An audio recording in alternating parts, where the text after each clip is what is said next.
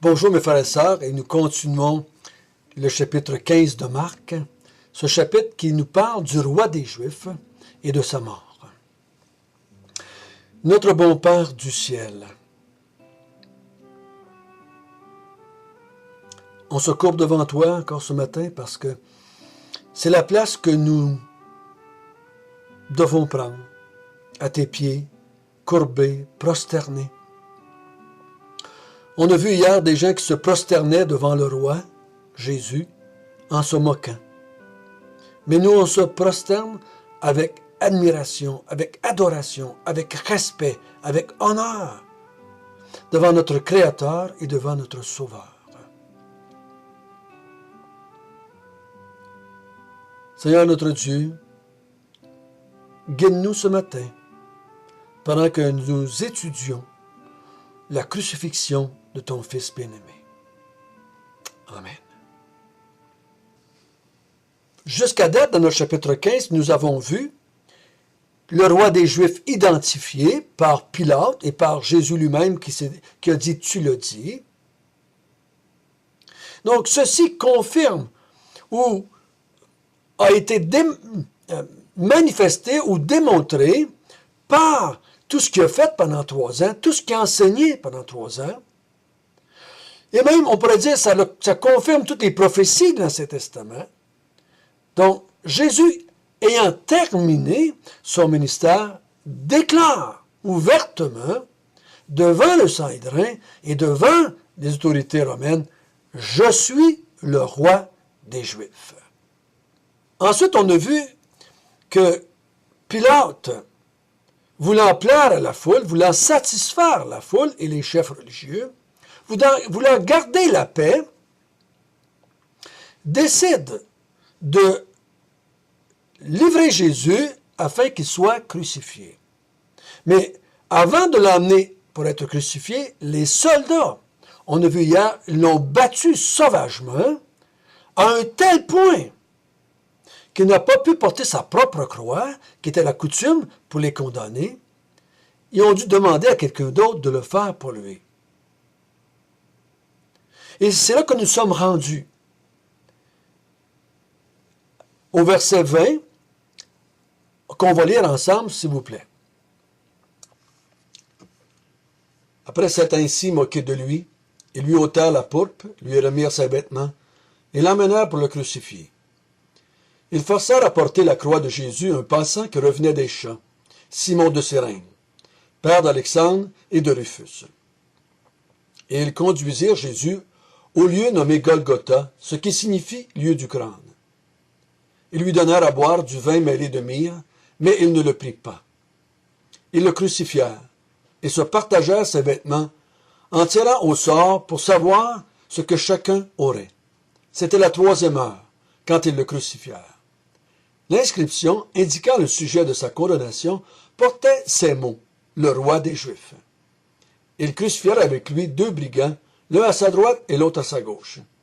Ainsi fut accompli ce que dit l'Écriture, il a été mis au nombre des malfaiteurs.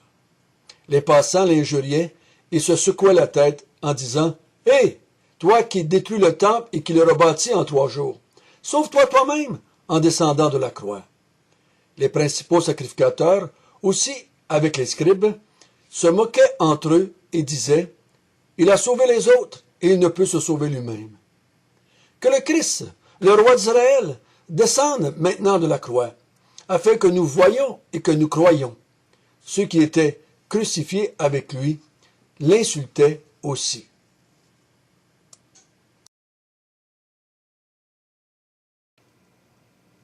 Je dirais que Marc, c'est celui qui résume le plus la crucifixion de Jésus.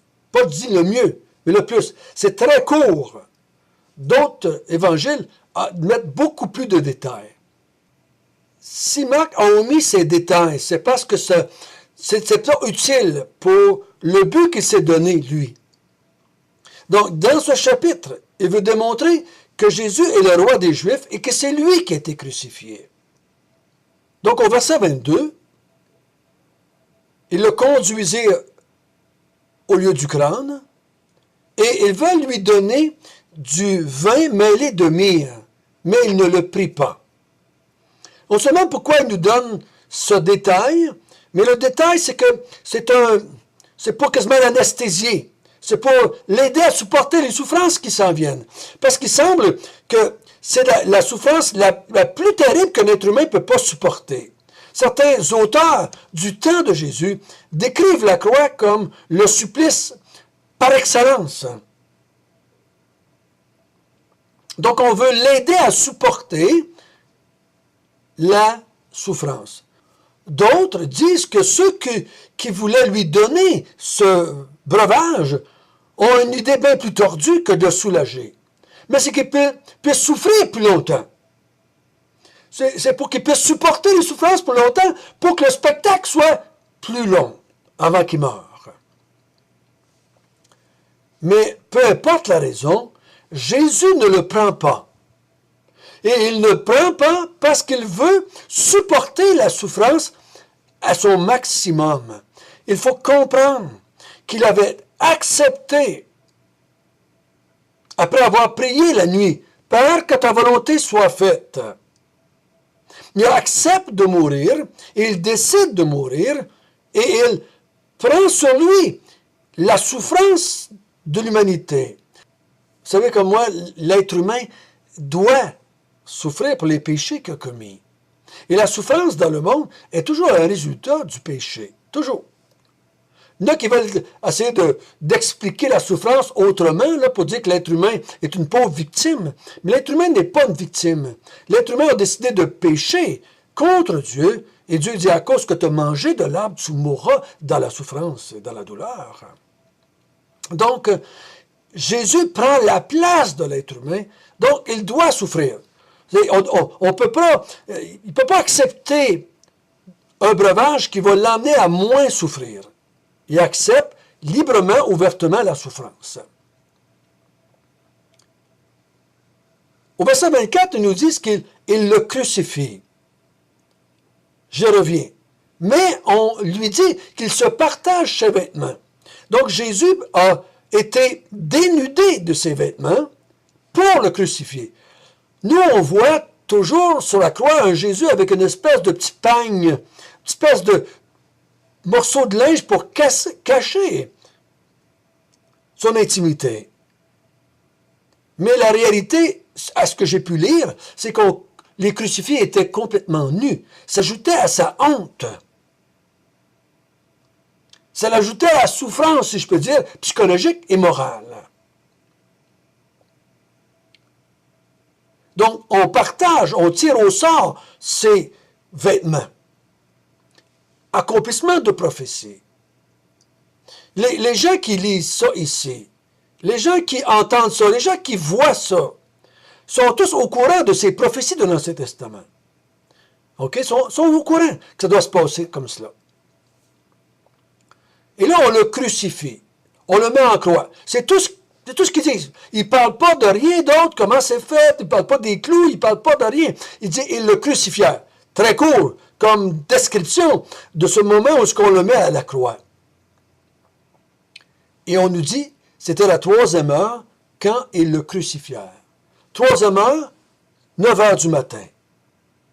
Pour la journée qui commence à 6 heures. 6 heures à 6 heures pour un 12 heures, et 6 heures le soir à 6 heures du matin pour un autre 12 heures. Donc là, il est 3 heures la 3e heure de la journée, ça veut dire qu'il était 9 heures du matin. On l'a mis en croix à cette heure-là.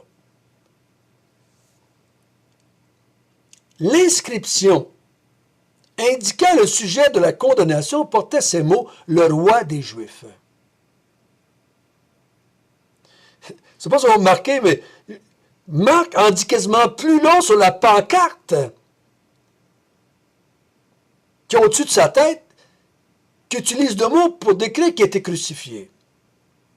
Et il le crucifièrent. Mais au-dessus de sa tête, on a mis une pancarte.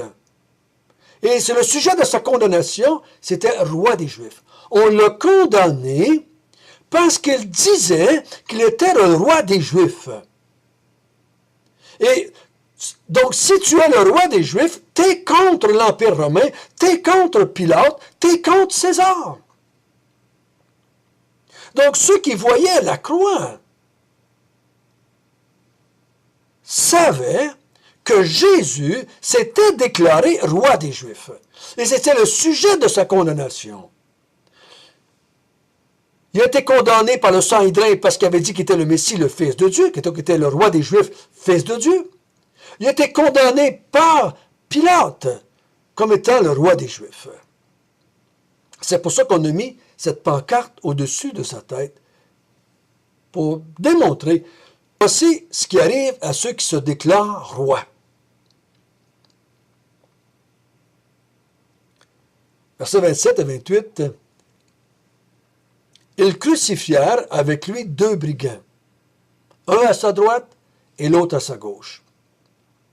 Et le verset 28 nous dit, « Et ainsi fut accompli ce que dit l'Écriture, il a été mis au nombre des malfaiteurs. » L'Écriture disait cela, qu'il va être malmené, qu'il va être maltraité, qu'il va être crucifié, qu'il va être mis au nombre des malfaiteurs et traité comme un malfaiteur. Je vais revenir sur ce sujet-là un petit peu plus tard. Et pendant qu'il est en croix, tous les gens qui sont autour de la croix se moquent de lui. Les passants l'injurent, secouent la tête, geste de moquerie.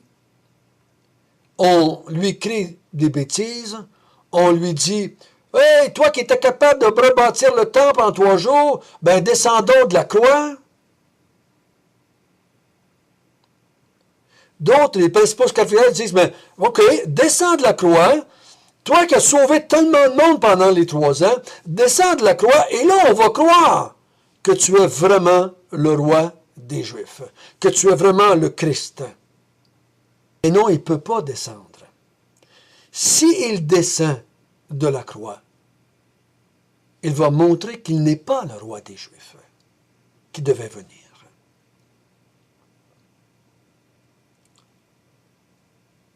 Le but de Marc, c'est juste de montrer que Jésus était le roi des Juifs qui devait venir.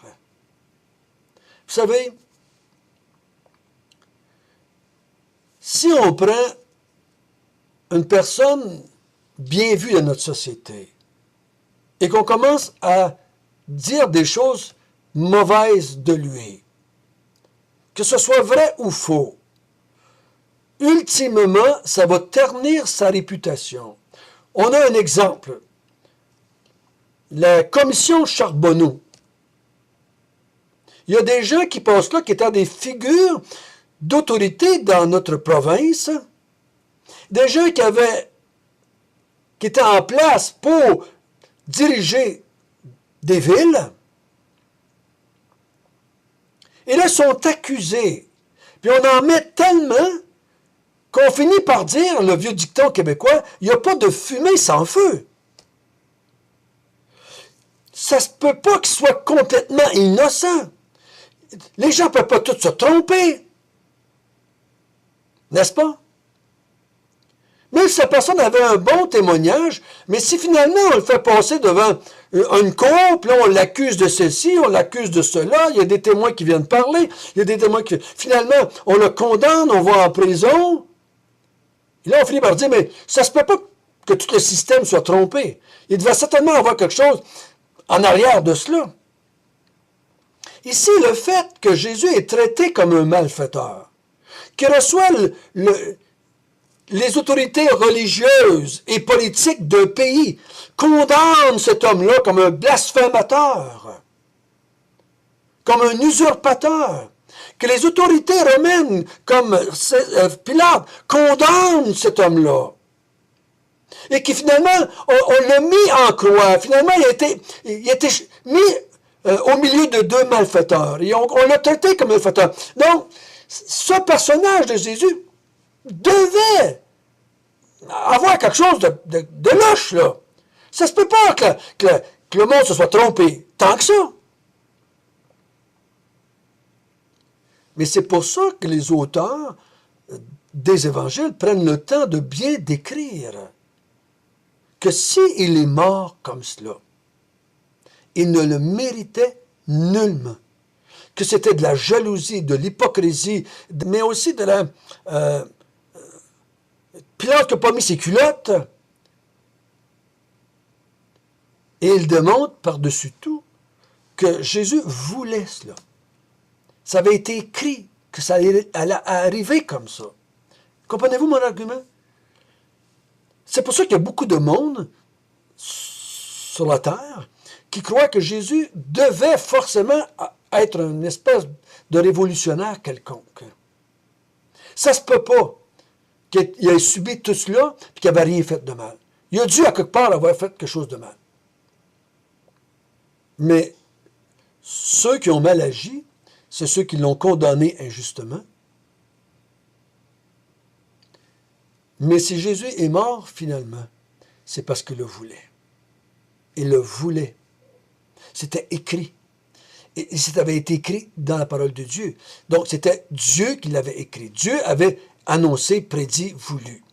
Jésus, lui, le roi des Juifs, se prête, si je peux dire, se livre lui-même, accepte la mort, prie pour avoir le courage d'aller jusqu'au bout, parce qu'il veut accomplir le plan de Dieu. Pour mettre en place le genre de royaume que Dieu voulait, il fallait que ce roi-là, le roi des Juifs, Jésus, ne descende pas de la croix. Il faudrait qu'il se taise et accepte les accusations fausses. Parce que pour établir le royaume de Dieu, il fallait que le roi de ce royaume-là meure de cette façon-là. Peu importe ce qu'on aurait changé,